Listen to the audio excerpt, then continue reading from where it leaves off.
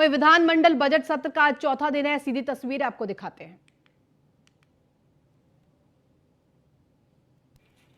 भारत सरकार के अधिनियम द्वारा यह संचालित है और उसकी शर्तें भारत सरकार के द्वारा निर्धारित हैं। राज्य सरकार अपने राज्य के भीतर आने वाले फसलों का जिसको वह उपयुक्त समझती है उनका उस सीमा के भीतर अधिसूचित करके और उनका बीमा का प्रक्रिया चलती है। और ये 3 कंडीशन में प्रधानमंत्री फसली बीमा योजना के भीतर उनको क्षतिपूर्ति अदा की जाती है।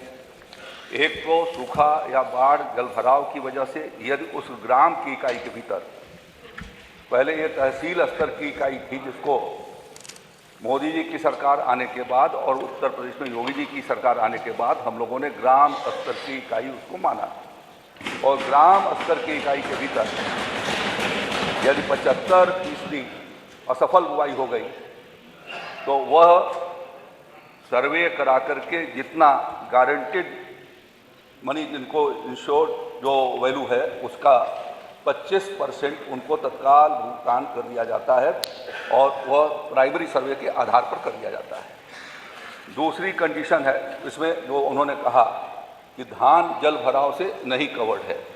इसलिए नहीं कवर्ड है कि 1 किलो धान को पैदा करने के लिए 3000 लीटर पानी की आवश्यकता होती है और इस नाते वह उसके भीतर उसका कवरेज नहीं है। धान के ऊपर जल भराव का असर बहुत कम पड़ता है, इस नाते उसके भीतर उसको नहीं रखा गया है। शेष खरीफ की फसलें जो उत्तर प्रदेश के भीतर धान के अलावा और 9 फसलें हैं वह उसके भीतर कवर के भीतर हैं। तीसरा, यदि फसल की कटाई हो गई और खेत में पड़ा हुआ है किसान का आना जो फसल 14 दिन कटाई के भीतर यदि पानी गिर गया, तूफान पड़ गई, आंधी में उड़ गया तो ऐसी स्थिति में यदि वो 72 घंटे के भीतर व्यक्तिगत सूचना देता है तो उस आधार में बीमा का कवरेज है। अब यदि हम दुर्घटना मोटर दुर्घटना बीमा योजना के भीतर कराते हैं और दुर्घटना नहीं हुई तो हम बीमा की राशि कहाँ से प्रीमियम का भुगतान होगा। हमारे जो किसान भाई कराते हैं और यदि उनकी क्षति होती है तो उसका आकलन करा करके और उसका बीमा का भुगतान होता है कहीं। और इस नाते जो कंडीशन जो हम मोटर व्हीकल एक्ट के अंतर्गत जो हमारा इंश्योरेंस होता है उसी तरीके का कंडीशन इसमें भी है कि किसान की क्षति होगी तो उसको क्षतिपूर्ति का भुगतान किया जाएगा, नहीं होगी तो नहीं किया जाएगा। और सबसे बड़ी बात यह है कि किसानों के द्वारा जो प्रीमियम दिया गया था वो 1637 करोड़ रुपया दिया गया था और योगी आदित्यनाथ जी की सरकार बनने के बाद हम सब लोगों के प्रयासों से वो बढ़ करके और 3119 करोड़ का भुगतान हुआ है किसान भाइयों को। जो 2016-17 में भुगतान की स्थिति बहुत ही खराब थी। योगी जी की सरकार बनने के बाद हम लोग मार्च के महीने में आए थे और मई महीने तक उनको भुगतान करवाया उन बकायों का।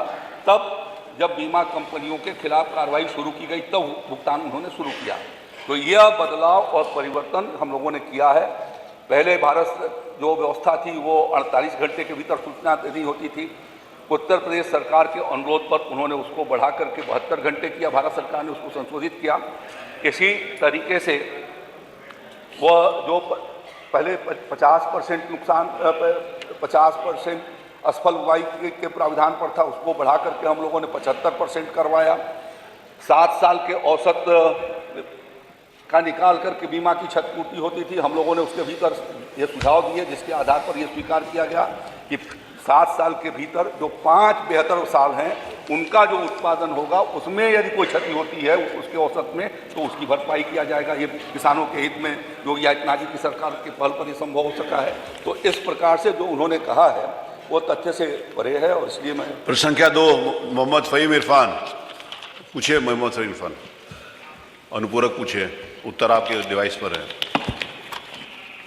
माननीय अध्यक्ष जी, आपके माध्यम से मैं माननीय मंत्री जी से अपना सवाल रखता हूं कि मेरे प्रश्न फसलों में प्रतिवर्ष लगने वाले नए रोगों, फफूंदियां, कीटों और खरपतवार की उस गंभीर समस्या के बारे में है जिसका इलाज किया जाना केवल प्रदेश नहीं राष्ट्र हित में बहुत ज़रूरी है।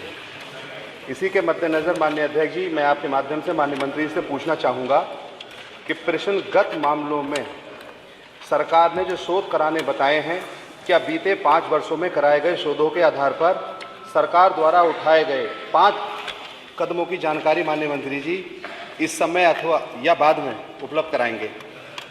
और माननीय अध्यक्ष जी, माननीय मंत्री जी से मैं आपके माध्यम से पूछना चाहूँगा कि मंत्री जी, सरकार की ओर से हानिकारक रसायनों का उत्पादन, बिक्री और प्रयोग प्रतिबंध कर उसे दंडात्मक बनाने के संबंध में केंद्र सरकार को सिफारिश भेजने का आश्वासन सदन में देंगे? और माननीय मंत्री जी, मैं आपसे एक बात और पूछूंगा कि माननीय अध्यक्ष जी के माध्यम से, क्या मंत्री जी राज्य सरकार की ओर से इस बारे में दंडात्मक प्रावधान कराने की अनुमति केंद्र सरकार से मांगने का कोई प्रस्ताव भेजने का आश्वासन देंगे? माननीय मंत्री जी। मान्यवर, हमारे जो कृषि विश्वविद्यालय हैं और आईसीआर के जो उत्तर प्रदेश में चलने वाले संस्थान हैं, ये समय समय पर इन रोगों का और खरपतवारों से होने वाले नुकसान का और उसके लिए शोध करके उनके लिए दवाइयाँ प्रेस्क्राइब किया करते हैं। यह निरंतर चलने वाली प्रक्रिया है और इसलिए ये कहना कि ये स्पेसिफिक 5 क्या हुआ, वो जिस तरीके का बीमारी आती है उस प्रकार का इलाज करने का उपाय किया जाता है। जैसे टिड्डियों का बहुत सालों के बाद हमला हुआ तो उसके लिए हम लोगों ने प्रयास किया और वो समाप्त किया गया, राज्य के भीतर टिड्डी का प्रभाव न्यूनतम रखा गया। तो यह प्रयास लगातार शोध और इंटेलिजेंस के माध्यम से कलेक्ट करके और यह कोशिश की जाती है कि उसका हम